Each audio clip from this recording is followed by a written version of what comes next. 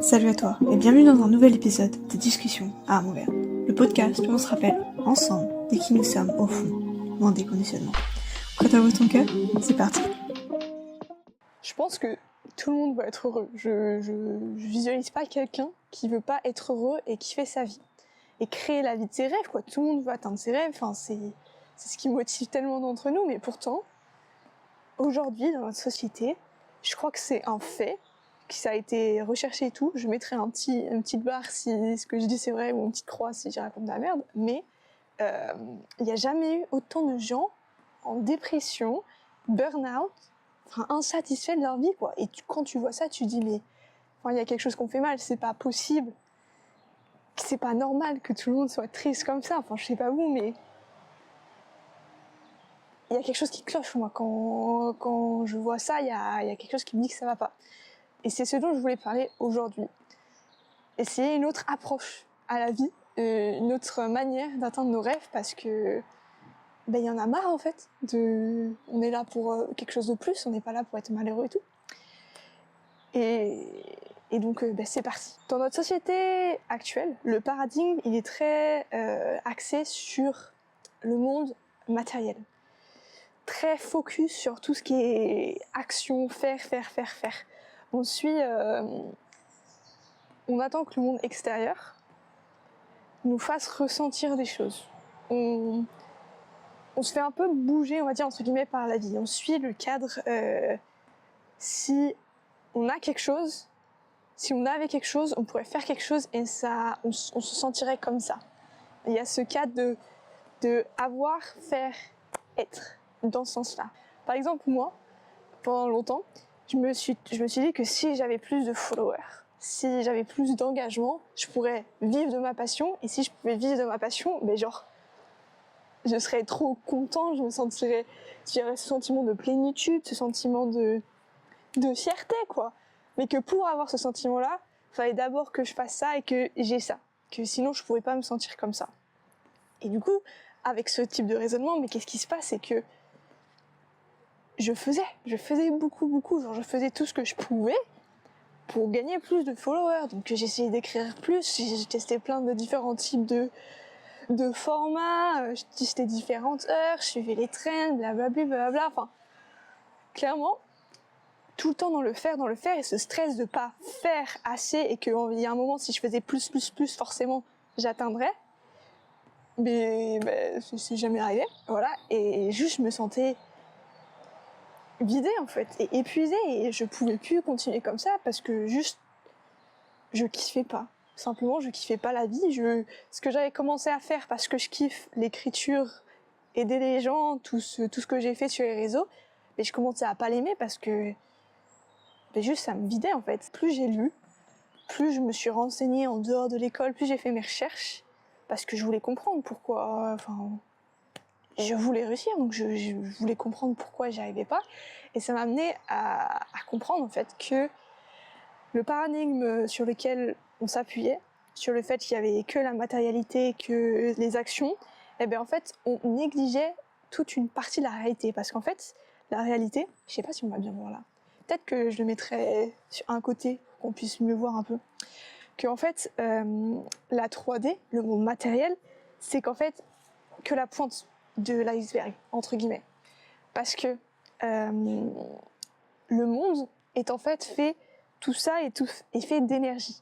Et c'est pas wouhou, je parle vraiment d'énergie en mode la physique quantique le prouve, et nous démontre tout ça. Mais si vous voulez faire vos propres recherches pour physique quantique, tout ça, mais éclatez-vous. Mais c'est trop long à expliquer dans une vidéo, et si je l'expliquais à chaque fois que j'en parlais, ça prendrait un petit peu beaucoup de temps. Et en fait, c'est que le monde est vraiment fait d'énergie. Et pour simplifier tout ça, si vous n'avez pas le temps et vous voulez pas faire de recherche, c'est assez simple à comprendre, entre guillemets. C'est qu'on va voir, vous voyez, il faut qu'on voit notre univers, le monde, comme de l'eau, en fait. Que la base, c'est de l'eau. Et vous voyez, l'eau, ça existe sous différentes formes. Il y a la forme liquide, il y a la forme vapeur, et il y a la forme de glace. Même si l'eau c'est liquide et la glace c'est solide, on peut la toucher, et que la vapeur, on peut pas la toucher, c'est complètement différent de la glace, mais pourtant, à la base, ce sont des molécules d'eau. C'est fait de la même chose, même si ça paraît complètement différent pour nous, à nos yeux, c'est pourtant fait la même chose. On le sait parce qu'on est allé voir les petites particules et on a cassé tout ça, on a vu qu'en fait, à la base, c'est des molécules d'eau. Et en fait, notre monde, la réalité, c'est que ça, en fait. C'est que le monde matériel, c'est un peu la glace. C'est ce qu'il y a de dur, c'est ce qu'on peut toucher, c'est ce qu'on voit. C'est l'énergie sous forme de glace, entre guillemets. Et la 5D, on appelle ça la 5e dimension, c'est le monde des idées, c'est le monde des émotions, tout ça. Et ça, en fait, c'est un peu la vapeur d'eau. On peut pas forcément, on la voit pas forcément, et c'est pas du tout aussi tangible que la glace, mais pourtant, c'est la même chose. Et en fait, ce qui se passe, c'est que la 5D, c'est en fait la fondation de la 3D. La 3D, elle sort pas de nulle part, en fait. C'est que la 5D, c'est l'énergie qui était sous forme potente, sous forme de vapeur qu'on peut pas toucher, qu'on peut pas voir, qu'on peut pas percevoir de la même manière avec nos yeux, parce qu'en fait, nos yeux, notre corps humain, il vient d'où? Il vient de la 3D, donc forcément, on peut pas voir ce qu'il y a dans la 5D. On peut pas le voir avec nos 5 sens physiques. Et donc, ce qui se passe, c'est que pour que le matériel là, il arrive, c'est qu'en fait, les idées, cette énergie, tout ça, elle va, d'une certaine manière, changer de forme, changer d'énergie. Le plus on y pense, le plus on pense à certaines choses, on ressent certaines émotions. En fait, ces émotions, elles vont venir, en quelque sorte, se condenser, se transformer en situations, en matériel qui vont nous faire ressentir ces idées. J'espère que c'était clair. Je crois que c'était à peu près clair. Si vous comprenez pas, si j'explique mal, s'il y a un truc, vous voulez une clarification, juste mettez un commentaire. Je ferai de mon mieux pour réexpliquer. Et voilà. Donc du coup, avec ce raisonnement, ça donne que la 5D, nos idées, nos émotions, en fait, ce sont la cause. Et le monde de la 3D, c'est les conséquences. Donc ce que ça donne, c'est que si on veut changer quelque chose dans la 3D, exemple, est-ce que si on veut avoir plus de followers, par hasard, dans la 3D. On peut pas avoir plus de followers dans la 3D en changeant une conséquence. On peut pas changer une conséquence par changer une conséquence. Si on veut changer une conséquence, faut faire machine arrière et faut remonter au niveau de la cause. Donc là, faut voir qu'en fait, il y a quelque chose à changer au niveau de mes croyances, au niveau de mes émotions, tout ça. Et ça, c'est ce côté de remonter au niveau des émotions, de sortir de la 3D, du monde matériel pour remonter là. Dans notre paradigme actuel, on le fait jamais. On pense qu'il y a que les actions qui peuvent amener certaines choses. Donc en fait, on pense, on bouge, on fait les bulldozers. Conséquence. On pousse. C'est pour ça que c'est tellement dur. C'est parce que c'est pas comme ça que ça marche.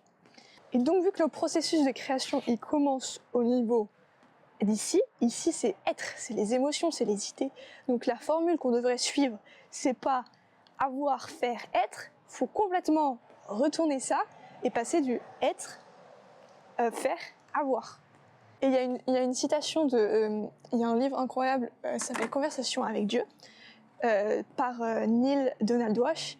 C'est pas du tout un livre à propos de la religion, genre vraiment tu peux pas faire plus loin que la religion, mais il le dit très clairement dans le livre numéro 3, que pour lancer ce processus de création, donc ce processus de création, c'est un autre mot pour manifestation, c'est un autre mot pour la loi de l'attraction, en fait, c'est tous les mêmes termes, mais c'est des termes différents, mais ça parle de la même chose.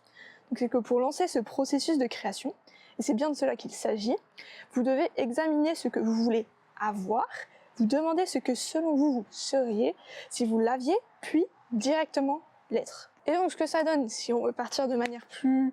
un exemple concret, que si on reprend l'exemple de tout à l'heure, avoir plus de followers, tout ça, en fait, il faut pas que j'attende d'avoir plus de followers pour me sentir joyeuse, pour me sentir complète, pour me sentir accomplie. Il faut que j'écrive depuis cet état d'être. Il faut déjà que je me sente, il faut que je fasse ce travail sur moi, de me sentir déjà complète, de me sentir déjà fière, et écrire de cet état d'esprit et poster de cette manière-là. Et c'est comme ça que du coup, si je fais ce travail d'état d'esprit, en fait, l'idée, au fur et à mesure du temps, elle va se manifester. Et je sais que c'est pas du tout facile à accepter ou à même genre. à y penser, à y songer, parce que c'est complètement un 180, mais même plus, c'est un 180, mais 20 000 fois par rapport à tout ce qu'on nous a appris, parce que, comme on l'a dit au début de la vidéo, on nous a toujours appris à regarder à l'extérieur, avoir des preuves de ci, de ça, enfin on le voit partout. Avant d'écrire tout le marketing, c'est ça, c'est faut regarder où est-ce qu'il y a de l'attente, de la demande pour écrire là. C'est pas toi qui crée, c'est tu regardes et tu t'adaptes toujours au monde extérieur. Mais en fait, c'est complètement paradoxal parce que tu crées le monde extérieur, donc si tu t'adaptes au monde extérieur, c'est sans fin un peu. Et donc du coup, vu que on n'a pas du tout l'habitude de penser de cette manière, on va avoir des doutes. Et c'est carrément normal. Les doutes, ça veut pas dire que c'est faux, qu'on n'est pas sur la bonne voie, parce que le truc, les doutes, c'est qu'ils viennent de ton système nerveux. Parce que notre système nerveux, en fait, il est là pour nous protéger. Donc dès qu'on fait quelque chose qui sort de la routine, même si c'est quelque chose de trop bien, genre même si c'est quelque chose que tu as toujours voulu faire, ton système nerveux, il va un peu trembler, il va faire wow, qu'est-ce qu'on fait là? Parce que c'est nouveau, je sais pas, moi, t'es sûr que c'est le bon truc? Il va douter. Et c'est normal, il est là pour te protéger. Et ce qu'il faut faire, en fait, il faut juste le rassurer et lui dire ça va le faire. Genre, c'est ok, on va le faire, on va continuer, et ça veut pas dire que c'est du nouveau, juste lui dire ça en fait. C'est pas parce que c'est nouveau que c'est mal. C'est pas parce que c'est nouveau qu'on se trompe forcément. C'est un truc qu'il faut se rappeler. Il faut faire un petit stickers. Moi, je vais faire. Je l'ai pas encore fait, mais vous savez quoi? Après cette vidéo, j'allais me faire un petit stickers. Le doute, ça veut pas dire qu'il faut arrêter. Faut juste rassurer le système nerveux. Faut lui faire un gros câlin. Faut se faire un gros câlin en fait. Et voilà. Après, si vous voulez si vous savez pas vraiment comment réguler le système nerveux, si vous voulez des pratiques, tester tout ça, dites-le moi en commentaire parce que c'est un sujet qui m'intéresse aussi beaucoup. Donc j'ai fait plein de recherches dessus et donc ça sera avec un plaisir que je partagerai ça. Donc c'est inconfortable. Mais en fait, le truc, c'est que c'est un petit prix à payer entre guillemets, parce que le truc, c'est que la création, le processus de création, la loi de l'attraction, tout ça, elle marche avec ou sans toi. En fait, c'est comme la gravité, que tu crois pas, la pomme, elle va te tomber sur la tête. Donc du coup, ce que tu crois, même si tu t'es pas conscient, en fait, si t'es pas conscient de tes croyances, si t'es pas conscient de tes émotions, tu crées ta vie, ta vie en fait tu la crées tout le temps. Tu peux pas arrêter de créer ta vie, mais la question c'est est-ce que tu la crées de manière consciente ou pas. Et donc le prix, et donc au début ce travail personnel de changer, de questionner ce que tu as à l'intérieur, de questionner tes émotions, tes réactions, tout ça, ouais c'est pas confortable, c'est pas facile parce que ça t'oblige à regarder à l'intérieur des choses que des fois on a évitées pendant longtemps. Mais en fait c'est un petit prix à payer parce qu'en faisant ça tu deviens conscient, tu reprends ta place de créateur, conscient de ta réalité. C'est toi qui reprends le volant en fait. Et donc je sais pas toi, mais enfin, on en a pas. Ce que j'ai dit au début de la vidéo dans l'intro, c'est que je connais pas quelqu'un qui veut pas être heureux. Je connais pas quelqu'un qui veut pas créer la vie de ses rêves. Et en fait, depuis que j'ai appris tout ça, depuis que je suis tombée dans ce domaine spirituel, la loi de l'attraction, je me suis reconnectée à tout ça, mais je me suis jamais sentie aussi vivante. Donc ouais, il y a eu des moments inconfortables, il y en a encore parce que, comme j'ai dit plus tôt, on regarde à des choses qu'on voulait pas regarder et t'es responsable parce que t'es le créateur, donc c'est-à-dire que t'es responsable de tout et ça c'est une responsabilité que des fois qu'on évite, qu'on préfère se dire c'est pas notre faute parce que quand on prend cette responsabilité, c'est-à-dire que même tout ce qu'on n'a pas voulu dans notre vie, c'est nous qui l'avons créé et ça faut le voir en face et c'est pas facile, je suis d'accord, mais j'ai jamais été aussi heureuse, encore une fois, donc c'est tellement un petit prix pour pouvoir croquer la vie à pleines dents, donc c'est ton choix. C'est le choix est dans tes mains. Est-ce que tu veux créer ta vie de manière consciente ou est-ce que tu veux plutôt laisser la vie se créer pour toi? Il n'y a pas de mauvais choix, c'est vraiment juste ton choix, ce que t'es prêt à faire ou pas. Il n'y a pas de jugement, tu fais ce que tu sens en fait. Et je voulais finir ce podcast avec des petites questions, des petits conseils plus pratiques qui m'ont beaucoup aidé justement à faire ce petit cheminement, à faire ce 180. Donc la première, c'est une question à se poser souvent quand on a un nouveau désir, genre tu vois des gens voyager, tu dis ah ouais, je veux voyager en van moi aussi, tiens. Et ben du coup, la question à me poser, c'est qui serais-tu si tu avais déjà ce désir, si tu avais déjà ce van, si tu avais déjà X. Ça, c'est la première question. Après, quels sont les petits pas que tu peux faire chaque jour pour incarner cet état. Si on continue dans le van, peut-être que tu peux commencer un petit peu plus à voyager autour de chez toi. Si t'as pas de van, si t'as pas de voiture, peut-être faire un peu plus de balades dans la nature, faire un peu plus, commencer à faire des recherches sur où tu veux aller quand tu seras en van, des trucs comme ça, tu vois. Et puis aussi pour cultiver cet état, donc cet état d'être, donc quand tu as répondu à la question 1, c'est pour cultiver cet état de la question 1. Tu peux faire, moi j'aime bien, après c'est des conseils, ça se trouve toi tu vas pas, faut faire ces petites expériences, de toute façon ça c'est juste des conseils qui ont marché pour moi, de toute façon ça marchera pas pour toi, c'est comme tout, faut faire des tests et ce qui marche, tu le gardes et ce qui marche pas, next. Donc moi j'aime bien la visualisation. Le matin, j'aime bien mettre une musique que je kiffe et juste imaginer ma vie comme je la veux en fait. Soit tu peux le faire dans ta imaginer à la tête, soit j'ai aussi, ça dépend, une vision board. C'est juste des images qui te rappellent tout ça et en fait tu sens, alors quand tu les regardes,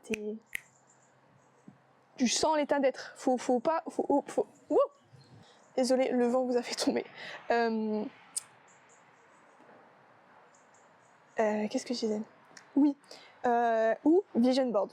Si c'est quelque chose que vous avez du mal à imaginer, prenez des images et ces images, faut qu'elles vous fassent ressentir quelque chose. C'est très important, la notion de, faut que vous ressentiez les émotions quand vous voyez cette photo, de ce que vous ressentiez si vous l'avez, ce désir.